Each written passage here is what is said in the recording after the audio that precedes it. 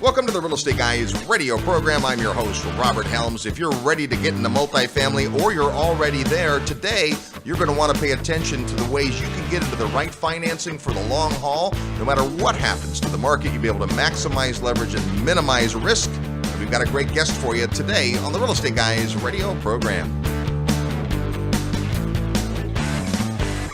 Hi, this is Patrick Donahoe, CEO of Paradigm Life.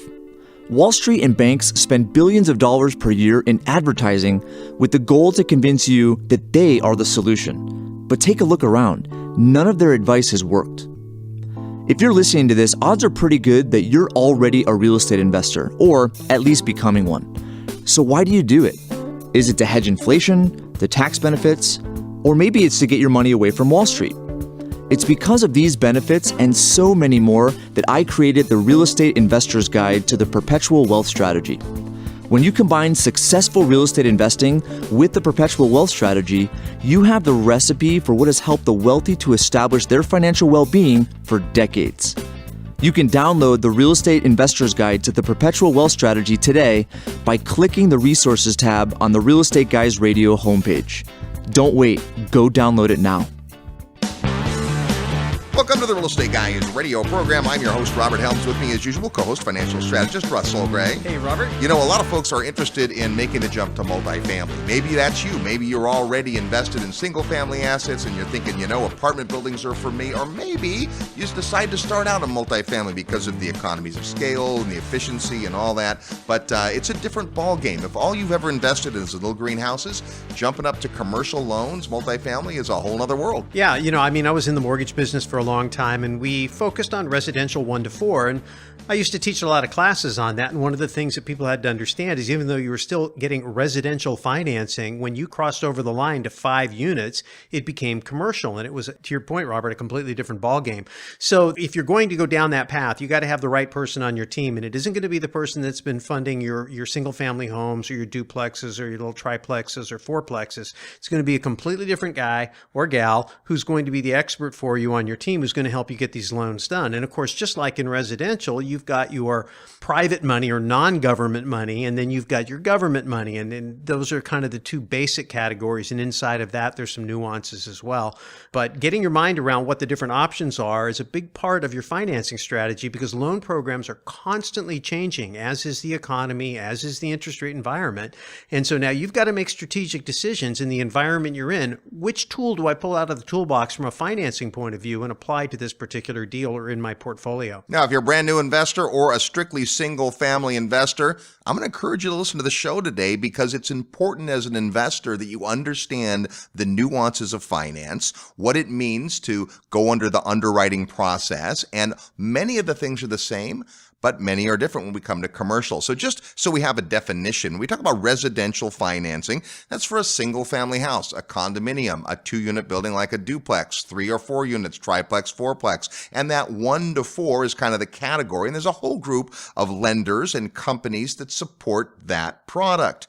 Once you get past 5 units and you're in commercial lending, it's a whole different group of rules, regulations, and companies that provide that type of financing.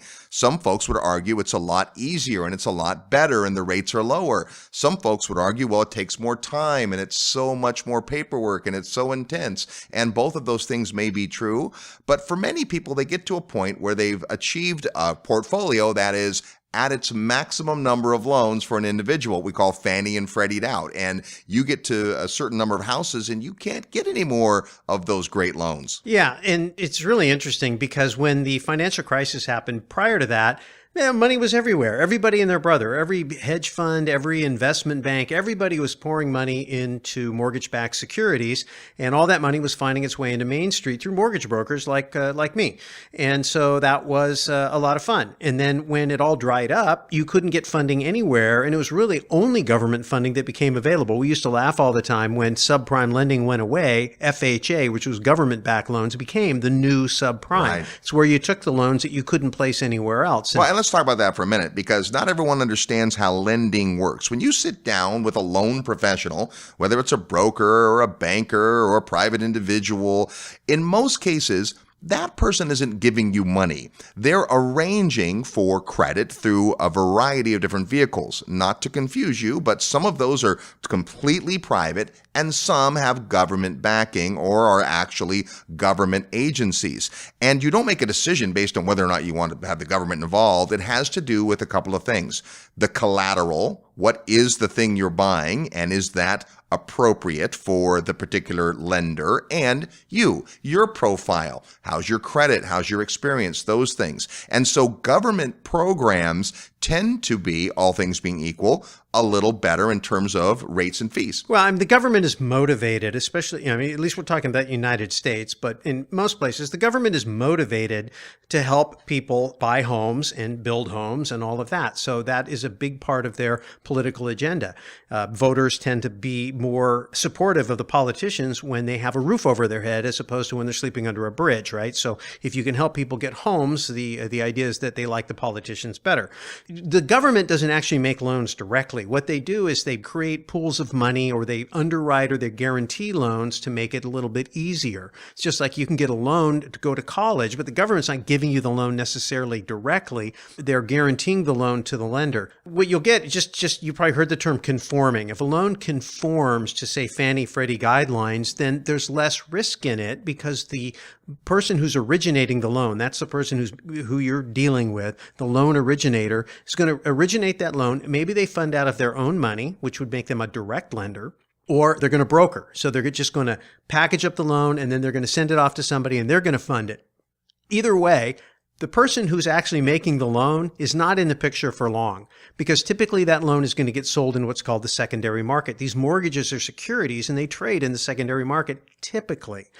And so in order for them to be liquid in that secondary market, if they conform to the government guidelines, then people will buy and trade those things all day long. There's less risk, it's more liquid, so the interest rates are lower. When you go outside of that, either you go above the conforming loan limit, like a jumbo loan, or you go outside of the lending guidelines and the loan is somehow non-conforming, there's a risk premium on that and you pay a higher interest rate. So that's really all it comes down to.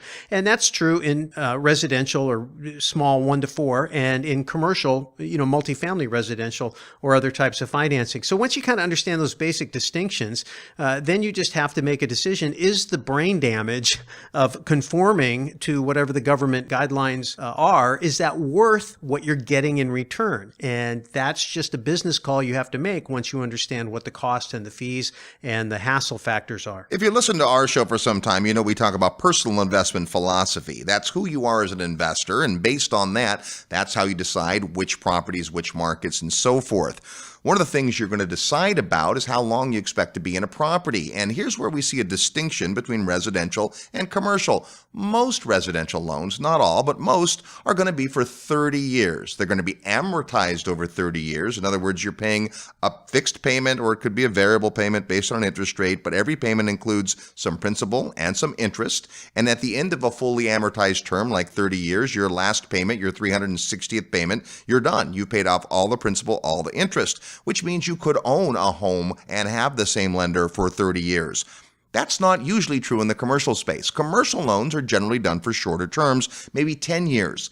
Here's the rub. If your loan is only 10 years long, I don't know about you, but my crystal ball is not that clear 10 years from now. I'm pretty good at seeing the next few months and what's happening, but beyond that, it gets kind of murky. And so who's to say what's going to happen 10 years from now? And yet here's another thing to understand about loans. Russ talked about risk premium. That's a price you pay if your loan or your collateral is more risky. There's also a premium you pay based on how long the term of the loan is. Yeah, absolutely. We used to talk about this all the time in a seminar we did called Managing Your Mortgage for Maximum Net Worth. And back then, we were in a falling interest rate environment. I was a big advocate of shorter term loans because you'd get the benefit of the lower price and you didn't pay a premium to lock in the longer period of time. So you'd end up with a better rate. But as interest rates came down to the zero bound and kind of bounced down there, and rates were, 4, 3.5 in the high 2s for single family homes, it no longer, in my mind, made sense to try to use short-term loans because pretty much the only direction interest rates could go were up or maybe just a tad down. To me, it wasn't worth the risk. So for listeners of the show for a long time, they know I've been much more an advocate of longer term financing. Well, that's great in single family homes. It's one of the things that we love about single family homes or 1 to 4 residential units is you can lock in 30-year fully amortized money. You lock in that interest rate. You guarantee what your payment is. It's reasonably low because it's spread out over 30 years. Doesn't mean you couldn't accelerate it if you wanted to. A lot of times people will say, oh, I'm going to get a 15-year loan so it gets paid off. Well, you get a little bit of an interest rate reduction for doing that. But to me, then you're forced to make that higher payment, and a lot of it is pay down of principal. I can think of a lot of things I'd rather do with my principal payment than pay off a 3 or 4% loan, right? I can go somewhere and do better than that. Right. So the 30-year doesn't take away the ability to prepay the loan or pay it off faster if that's what I think is the best use of my money, but it doesn't obligate me to this much larger payment. So there's a lot to be said for long-term amortization. When you bounce over to commercial, they understand that. So you can get a loan that is amortized maybe over 20 or 30 years, but it's due in 5 or 10. That's called a balloon payment. And that's a time bomb because now you've got a loan with a nice low payment that gets you in the door, but 5 years, ready or not, whether your credit is ready or not, whether there's equity in the property ready or not, whether the interest rate environment is ready or not, you've got to redo that loan. And if you don't, you either have to make that payment, whatever it resets to, or in some cases, you have to pay the loan off and you don't even have the option. It's like having one of those car leases where at the end of the lease, you have to give the car back. You don't have the option just continuing to make the payment.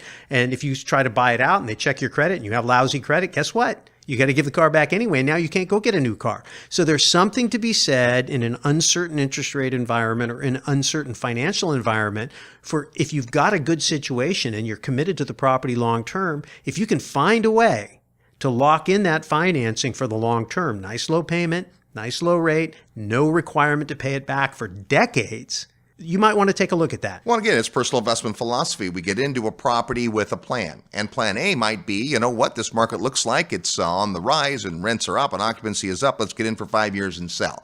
And of course, people that syndicate deals, put together money to do deals, will often have their plan. We're going to get in and we're going to sell in 5 years. But as Russ pointed out, the market may not agree with that timeline. Something might happen, and we've been through that as investors where things have happened and the whole world has changed. And so what we're going to talk about today is how do you approach something as daunting as a multi-million-dollar loan on a huge apartment complex, keeping in mind that times have and will again change. We want to make sure that we're getting as much leverage as we can because we love leverage, but we want to minimize the risk where we can. That's what we're going to talk about today. And we've got a great guest. When we come back, you're going to meet our great guest today on the Real Estate Guys radio program. Live nationwide, you're listening to the Real Estate Guys. Find out more at realestateguysradio.com.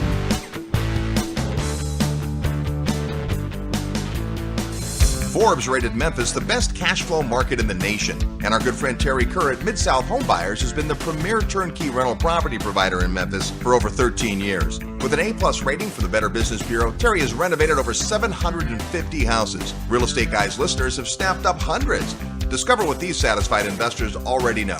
Mid-South's properties are completely renovated with a 1-year warranty and a lifelong rental guarantee.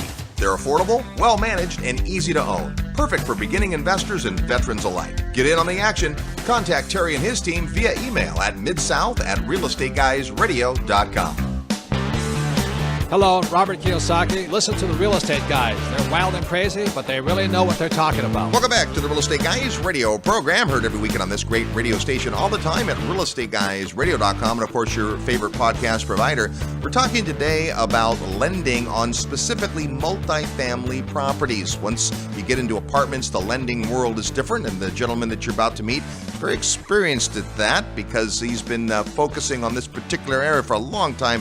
Very excited to have this gentleman on the program. Please welcome from Bonneville Multifamily, Mr. Paul Winterroad. Hey, Paul. Hello. It's great to be here. Well, great to have you. I know you've listened to the show for a while. I have, certainly. It's an honor to be here, and I'm excited to share some of my knowledge. Well, and we're super excited about what you do because it's so specific. And yet again, I'm going to reiterate, even if you're not in the market for multifamily, I think you're going to learn a ton today. But let's talk about some of the distinctions. And this show is 2017. So if you're listening to it at a different time, just know that a lot of this changes. But the basics markets are pretty much the same. We talked about before you were on about how the way that the commercial and residential funding works, but today, where are we in the multifamily loan business? It's a great time to be in the business, frankly. The capital markets are very liquid and flowing, and there's a lot of money out there to get, both from banks, from government entities such as Fannie and Freddie, and even insurance companies and pension funds are big lenders in the commercial real estate and specifically the multifamily real estate space.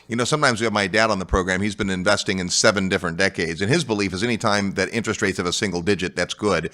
We're now seeing that for the last many, many years, rates have held really well, and especially in the multifamily space. It seems like no matter what's happening in other financing arenas, there's always money for multifamily. Why is that? It's the number one asset class in commercial real estate. And you look at a risk perspective as far as the asset. In a retail or even in an office setting, there's a limited number of tenants, but you get into a 200-door apartment building and there's 200 tenants. That's a pretty broad risk profile. And so there's a lot of people that can help pay that mortgage and keep things stable. And so it's typically the darling of the commercial real estate asset classes because there's always a need to put a roof over your head. Now, I know you're going to have a lot to share for folks that are already in the apartment business, and you're probably going to learn some things you don't know.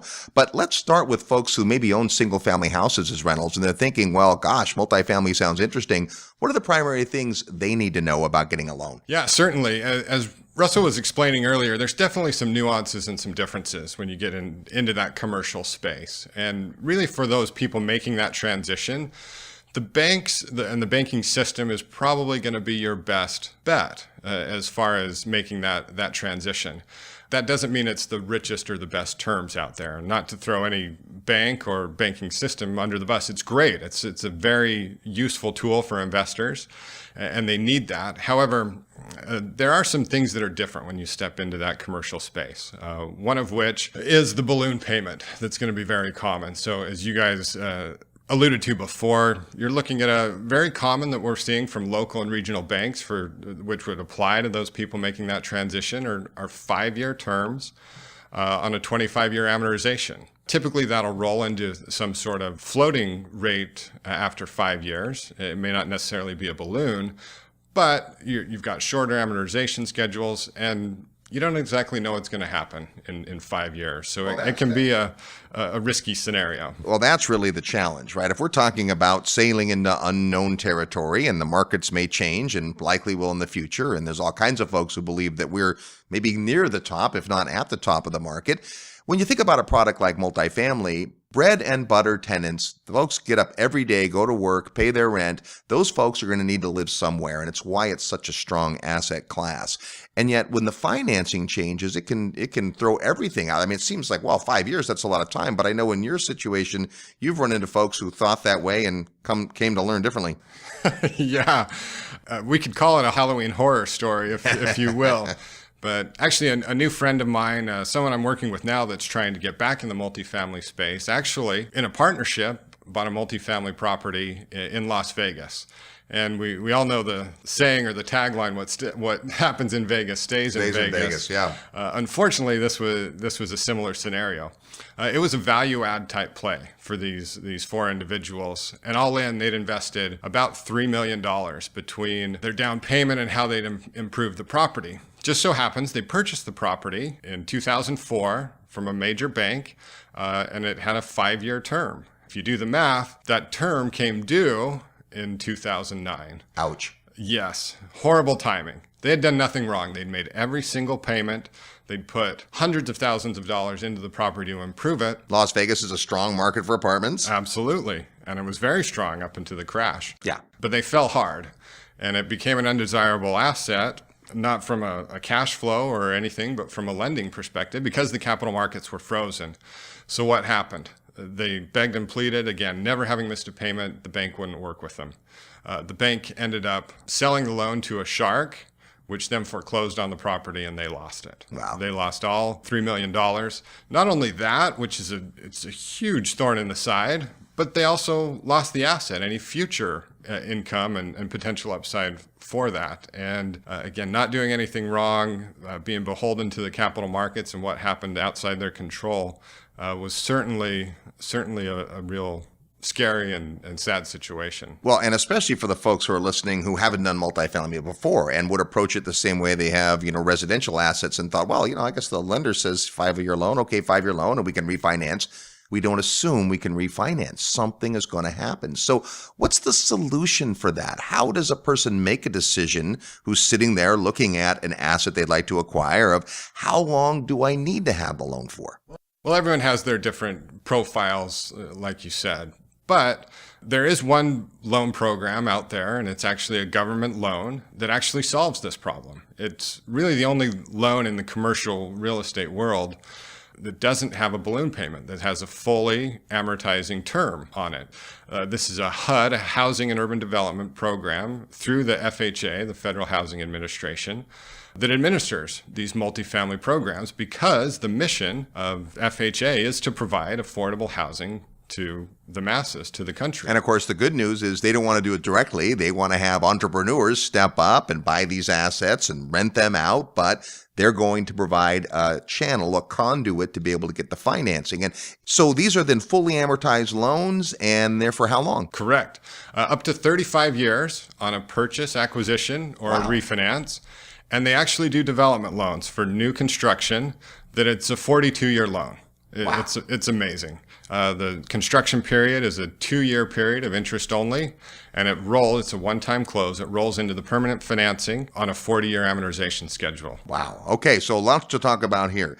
I guess the first is, if you're buying an apartment building and you're expecting to have it and keep it for the long haul, this sounds like a great loan because, like a single family loan, you can keep it for those 30 or 35 years. And when you've made the last payment, it's paid off and you own it outright. Absolutely. We tell our clients that this is the closest loan they can get to a residential loan. And again, it can be scary making that transition from residential to commercial space because we're familiar with those terms. But these FHA loans are very similar to those as far as the terms that people are accustomed to growing up. Well, I would think, based on the fact that so many commercial loans have these other limitations, that there must be some trade-off for that. What does it look like in terms of loan to value, points, interest rates, fees, those kinds of things? Yeah, there's a lot to consider there. There's not just one thing. It's easy for people to just look at a rate and say, hey, this is, I'm going to make my whole loan decision based on a rate. Fortunately, the FHA rates are bottom of the barrel. They're very attractive. And one of the reasons for this is these loans are backed by the full faith and credit of the federal government. HUD actually insures these loans. There's a variety of different what are called HUD MAP lenders. That's a multifamily accelerated processor.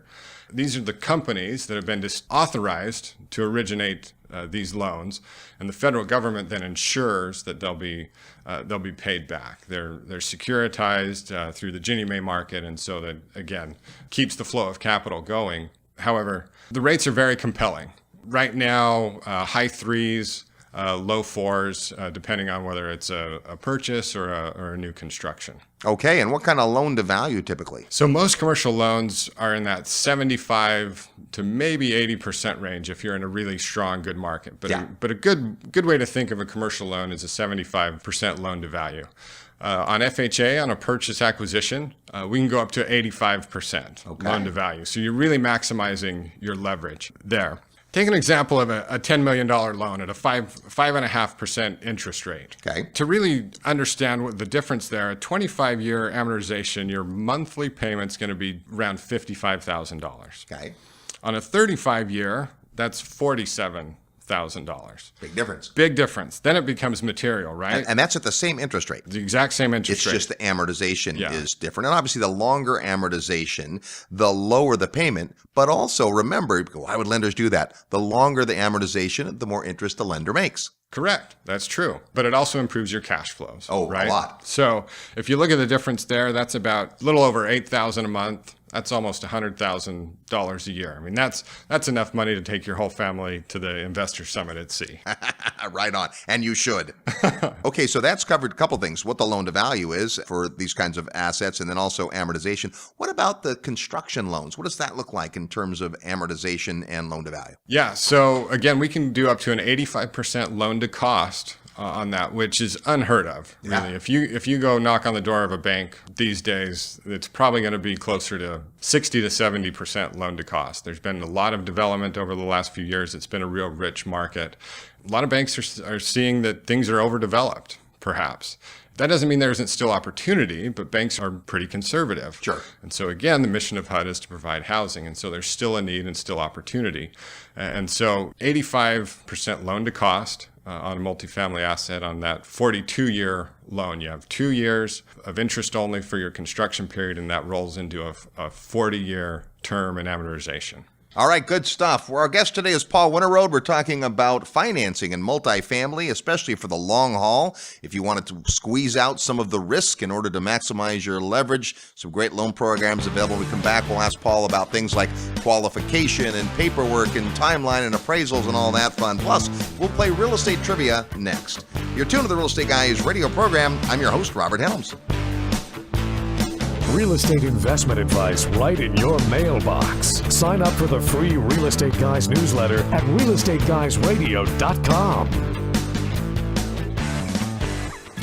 Discover the red-hot Dallas real estate market up close and personal. Attend American Real Estate Investment Property Tour and Workshop April 21st through the 23rd. Meet a great team of dedicated acquisition specialists, property managers, and financing sources. Enjoy a guided tour of investment neighborhoods and properties, including some available for immediate investment. Send an email to dfwtour@investmentpropertyshowcase.com. That's dfwtour@investmentpropertyshowcase.com. Are you ready to profit in paradise? Hi, it's Robert Helms, and if you think real estate investing means tenants, toilets, and termites, think again. Located just a short plane ride from the U.S., a virtually untouched paradise awaits, the beautiful country of Belize. When you go to Belize with the Real Estate Guys, you'll spend 4 fabulous days discovering one of the most intriguing real estate markets I've ever seen. With its jungle rainforests, pristine beaches, and 81-degree turquoise water, Belize is one of the most beautiful places on earth. Plus, it's considered one of the top 7 tax havens in the world. Belize property is on the rise, and many experts think the best is yet to come. But don't just take my word for it. Come experience Belize firsthand at our upcoming investor field trip. When you join us, you'll discover the many reasons we love Belize, like tremendously undervalued beachfront land, super low taxes, ease of doing business, and so much more. Get the details at realestateguysradio.com. Just click on events. See paradise for yourself. Click events at realestateguysradio.com, and I'll see you in beautiful Belize. Hi, this is Steve Forbes. You're listening to the Real Estate Guys. Have fun. You'll learn something. Welcome back to the Real Estate Guys radio program. Thanks for listening to the show. Be sure and tell a friend about the Real Estate Guys and come with us on the Investor Summit at Sea. Just a few cabins left if you want to spend a week with Peter Schiff, Tom Hopkins, G. Edward Griffin, and Robert Kiyosaki. Oh, and the Real Estate Guys. Then definitely hit the website realestateguysradio.com and click on the button that says Summit at Sea. We're talking today about multifamily financing and this amazing government loan program that's fully amortized. Before we get back to our interview with Paul Winterode, it's time to play Real Estate Trivia, your chance to win a prize by knowing today's Real Estate Trivia question. In just a minute, when I ask you the question, you're going to quickly fire off your answer to trivia at realestateguysradio.com. Trivia at realestateguysradio.com.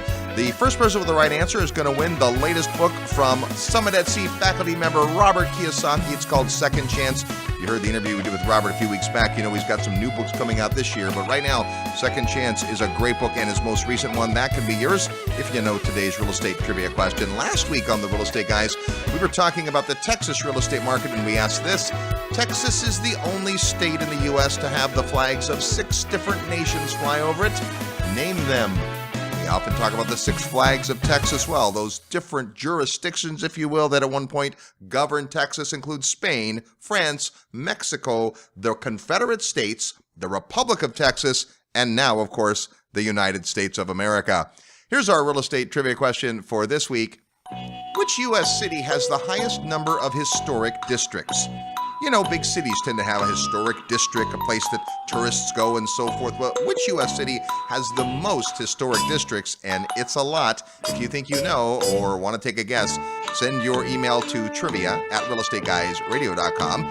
Trivia@realestateguysradio.com. Include your name, the answer to the question, and your physical mailing address so we can send you out. Second Chance by Robert Kiyosaki. That's today's real estate trivia question. We're talking with Paul Winterroad about financing for multifamily property. And Paul, this loan program sounds amazing. Let's talk about what it takes specifically to get into a program like this, especially if someone's not done a multifamily loan. Talk about the process, the paperwork, everything that's required. Yeah, so from a general perspective, when you get into commercial financing, there's a couple things that are key litmus tests for people in that space. And experience is certainly a question that will come up for the newbie. Any bank, even FHA, is going to want to know, hey, have you done this before? Is this going to be a good risk? And so having some sort of history or real estate resume is very important, and it may be even necessary to bring in a partner, someone who has done this before, because while it's possible, if you knock on the door for the first time and say, hey, I want to get into this space, I want to borrow millions of dollars, it can be a little daunting. I own one rental house. I now like to buy 500 units. Yeah, let me give you a loan here, right?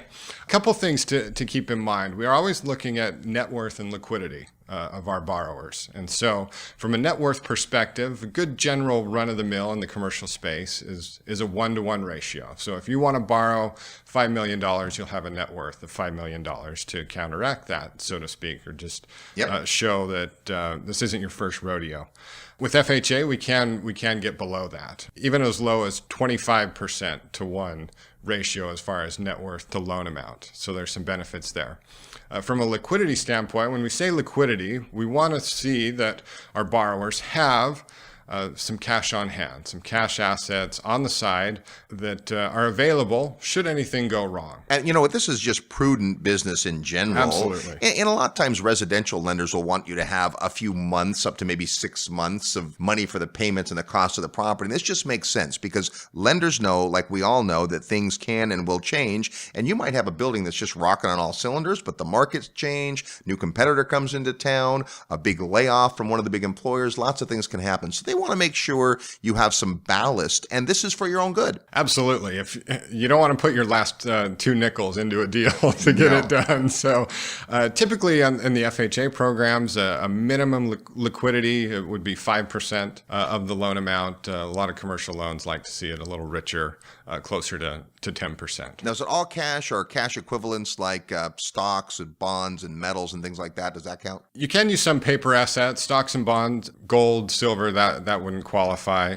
the precious metals. And we do want that outside of a retirement account. So if it's in a 401k or IRA, typically not going to use that to qualify for that liquidity. And when you talk about these ratios, whether it's 25% or 1-to-1, is that the combined team? Everyone who's a guarantor? Yes, absolutely. So if there are 3 or 4 partners, it can be that combined net worth and liquidity to meet those qualifications. Now, what about on like a classic real estate syndication? I would guess that many of the multi-deals that you see have folks raising money to do it. How does that look to the lender? Absolutely.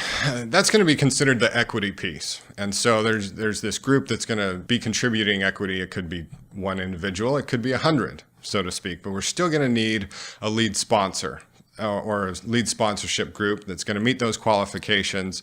We're not going to underwrite 50 people, say, that have contributed money on a syndication type deal. So you'll still need someone that will have those financial chops to qualify for the loan. And so just so we're clear, you don't work for FHA. You're not part of the government. Your company helps people find the right financing for whatever they need. And in this case, you have a lot of history with this particular loan program. So it's your mission to be on the borrower's side of the fence, if you will. You're going to underwrite. You're going to look at their experience and their track record and their ballast and all of that to help them structure it in such a way that has the best chance for success. Absolutely, without a doubt. Our philosophy in our business is to do what's best for the customer.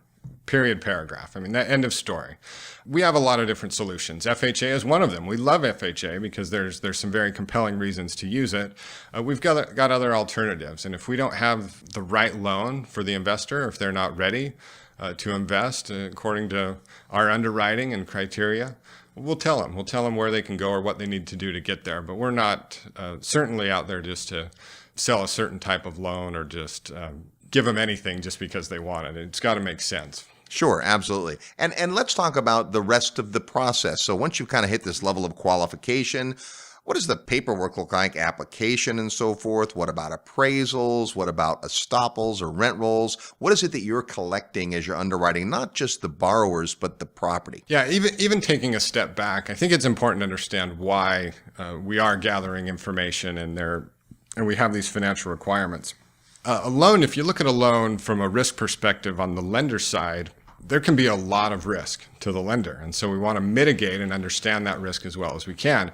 As borrowers, we think, well, I'm taking on risk by buying this property. What if it goes wrong? Well, the lenders becomes your partner, right? And they're investing, they become a 75% or even 85% as we're talking about partner in this deal. And so they've got a lot of risk in this as well. And so we want to try to mitigate that risk as much as possible. One thing to consider, especially with these FHA loans, is they're what is called a non-recourse loan.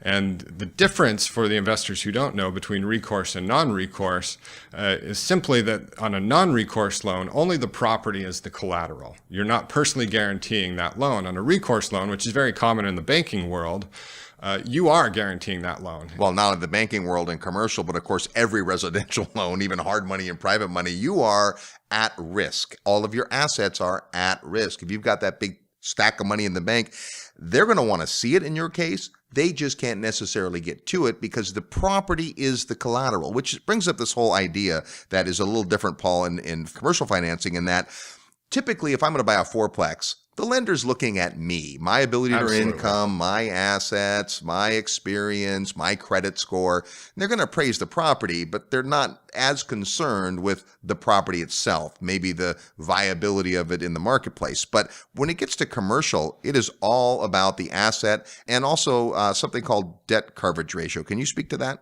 Yes. So the debt coverage ratio is how well the property supports the underlying debt. So it's simply the net operating income divided by the annual debt service.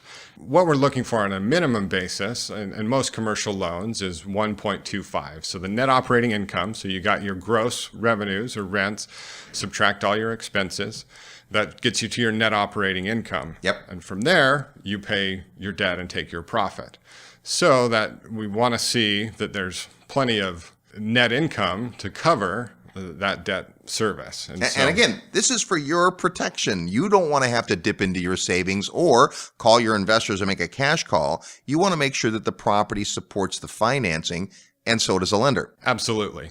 And that's why, coming back to a question a minute ago, as far as what we're looking for from the underwriting process. And so typically on an existing stabilized property, we want to see at least 90 days of occupancy at 90% or above. Okay. And to verify that, we're going to ask for a trailing 12 operating statement. Essentially, your profit and loss statement on a month-by-month basis from the existing owner. From the existing owner from the last 12 months. You'd be surprised. You'd be amazed at how many people are out there that don't keep good records. So whether you're new or experienced, if you need to hire a bookkeeper, keep good records. It's going to help you sell your property. And ultimately, this is how we derive value.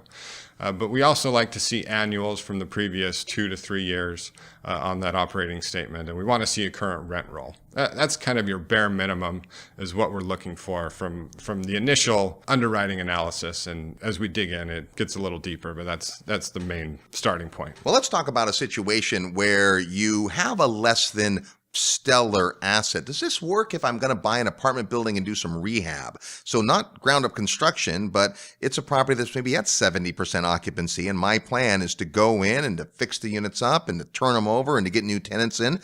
Does this loan work for that? That exact scenario, it probably wouldn't. There is a substantial rehab program. It's really close to a construction loan. But candidly, there's a lot that goes into it, and there's some better vehicles to make that happen. In that scenario, what you'd really want is some sort of bridge facility, because your long-term permanent financing really wouldn't come into play, and it wouldn't maximize either your leverage, and you'd probably have some sort of prepayment penalty on that long-term financing as well. So you'd want a bridge loan that's typically a an interest-only type payment, you can get down to a 1-to-1 kind of debt coverage ratio. And so you can put that capital investment, improve that property, get the leased up, so you're maximizing your value and then rolling it into a more permanent type vehicle. Awesome. So not to get too far down the rabbit trail here, but imagine that was the scenario. We want to do some of the rehab work, but ultimately we're interested in this very loan you're talking about. That might be 6 or 8 months into this project with this bridge facility. How soon do I, as a borrower, need to be looking at this program, and do you need to be involved in that conversation early on? Yeah, the earlier the better, certainly. HUD loans are notorious for being a little slower than the typical commercial loans. Yes. And it's helpful to understand some of those distinctions as well, because you talk to your bank, or if you're getting a Fannie or Freddie loan, it's typically going to be a 60 to 90 day process. That can go a little longer, but if you're on the ball and moving quickly, that's what you're looking at. So 2 to 3 months typically. On the permanent financing on the FHA loans, you're looking at probably 4 to 6 months. So Wow. you're adding at least a month, probably 2 or 3.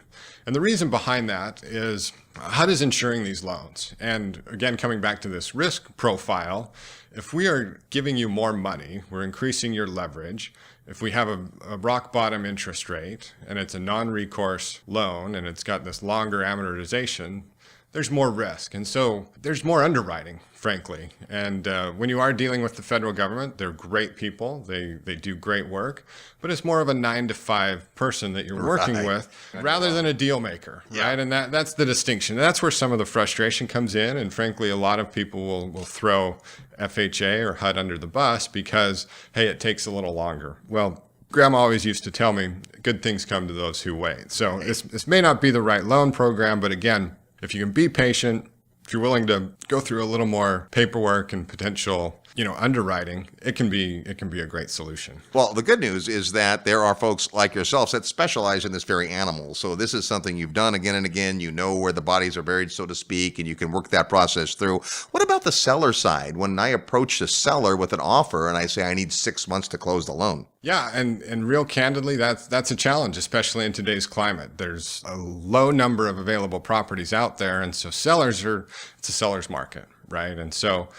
one way we can work through that, and it becomes just a little more cumbersome, is some sort of bridge facility if there is an immediate need to close on a property. If this is really the terms that you want, it can be done. We do just a bridge to that loan. What about, let's say during that 4 to 6 months, how much of that can I get working on before I even have the property in mind? Is there some of that time that is just collecting data on the individuals and the sponsors? Yeah, typically what we like to see from all of our borrowers is an Reo schedule. Every real estate investor should have this. They should have a list of all their assets that lists out exactly what they own, what percentage they own, what outstanding debt is on that. We want to know that history and that experience. Yep. Also, a personal financial statement. It's real simple. That's essentially details out your net worth. So what assets you own, what liabilities you have outside of your real estate and including your real estate. And those are the 2 key documents that we gather from our borrowers to do the credit analysis on them. So they're great tools. Speak in a lot of local RIAs, and always encourage these new investors to put together their personal financial statement, their Reo schedule, and even a resume highlighting the deals that they've been involved with. Well, and to your point, that's going to be useful information anyway. You ought to have that. Not every investor does, but you will find as you continue to build your portfolio, and more you're going to want to have that stuff current. Well, Paul, this sounds great. I mean, it sounds like there's a lot of opportunity. Obviously, you have to temper that with the fact that it takes a little longer and you have to have a little patience, but to get to 85% loan to value and a fully amortized loan, so that no ticking time bomb, probably worth that. Paul's gone ahead and put together a great report. Since not everyone listening is interested in multifamily, hopefully at least you've got a good flavor of it. But for those of you that are going, pick me, I want this loan, what I would suggest you do is get the report Paul's put together called What Every Multifamily Investor Must Know About FHA Financing. You can get a free copy of that by sending an email to FHA@realestateguysradio.com, FHA@realestateguysradio.com, and we'll whisk you out that report. Paul, what are some things people should know that you wish your borrowers knew before they got involved with this process? That's a great question. And really what we come up against is the timing. right? People think that timing is everything or rate is everything. And I would just argue that it's not. Those are certainly important factors. When you're getting a deal done, time is of the essence. We understand that. And interest and an interest rate is important. You've got to have a market and a competitive rate. But there's other things to consider. And that's what we're trying to do here. And that's the message that we try to share, that, hey, there are other benefits that can be very compelling benefits. And if it takes another month or two, or you're paying 10, 15 bips higher on a rate, there are some things to look at. I mean, even just coming back to the leverage, the 85% leverage. An example we use on let's take a $10 million property to show how compelling this can be. Yeah. Typical financing, let's say that's 75% loan to value. You'd need $2.5 million. Put an FHA loan on it, you only need $1.5 million. Well, what does that really mean to you? You still have this $10 million asset, but you have another $1 million on the side. Well, and the most expensive money you have is the equity you raise, and the less you have to raise, the better the whole thing looks. Absolutely. So it's not just $1 million, but if you look at what that can control at another, leveraged at 85% again, that's $6.6 million.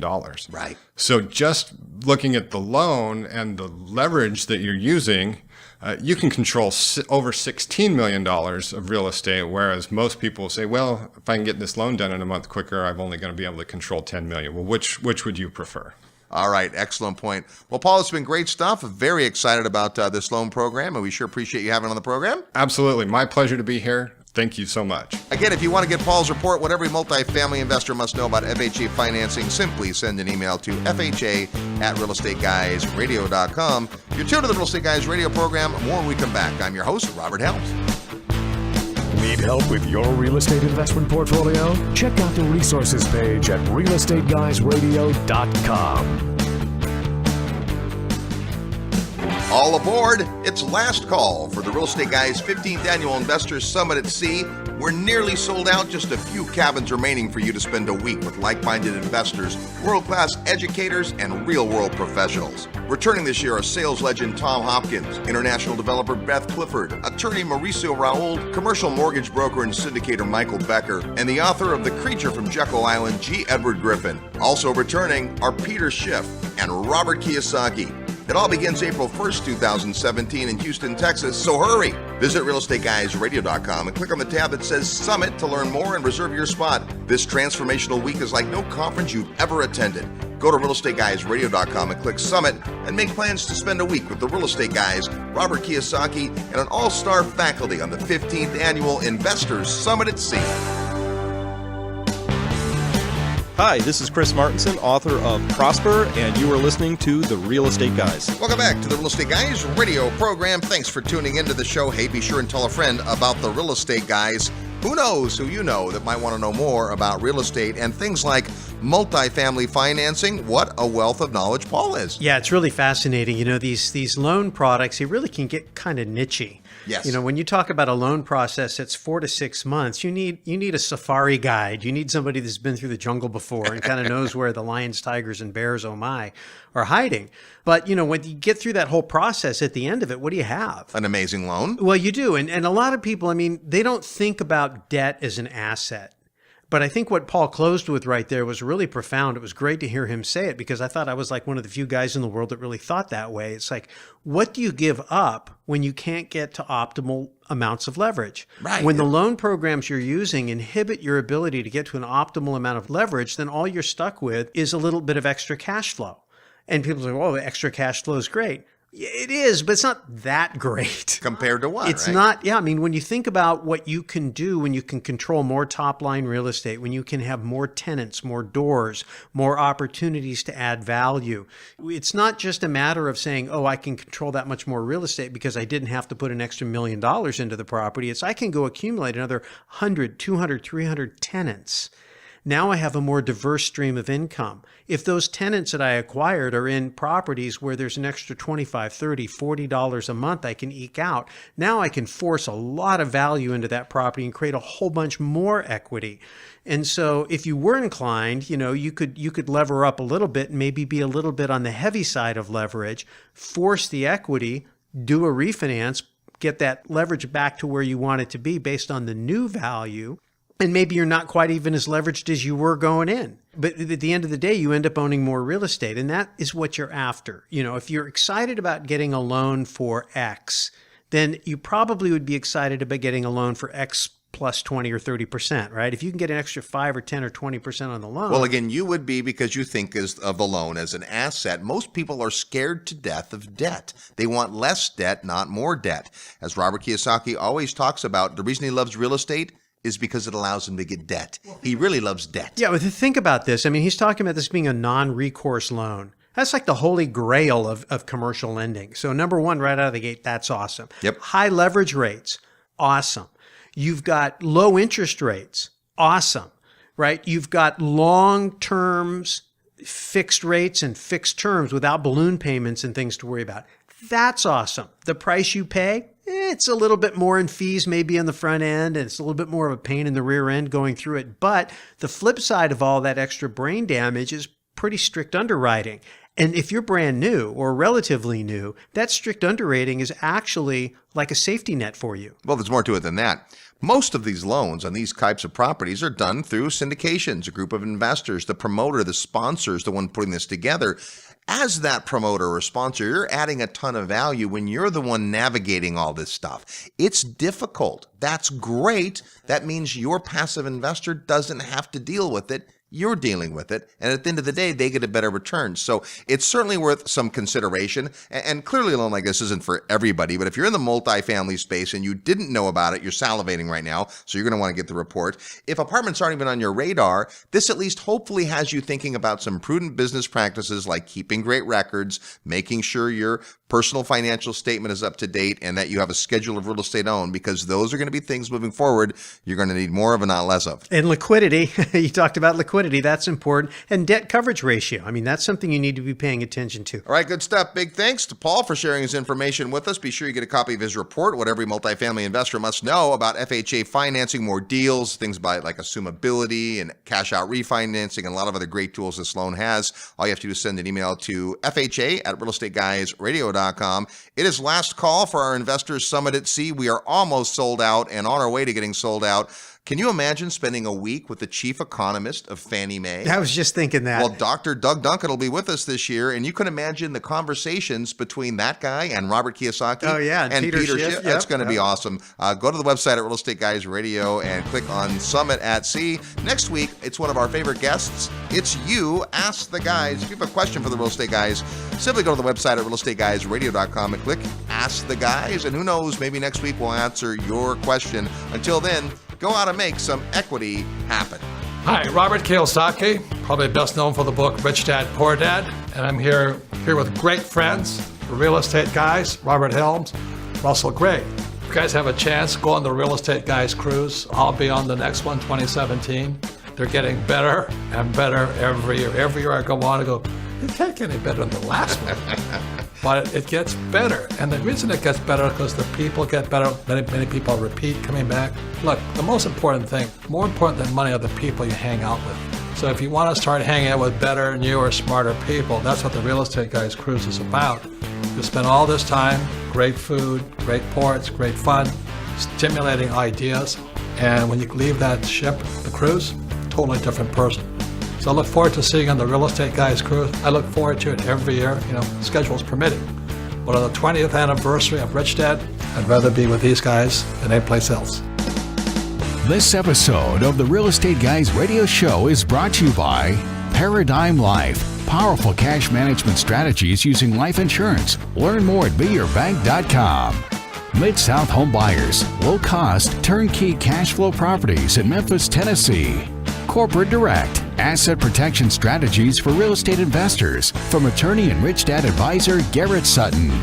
Find these and other great companies under the Resources tab at realestateguysradio.com. To learn how you can expose your product or service to the Real Estate Guys audience, call 888-489-7723 extension 4.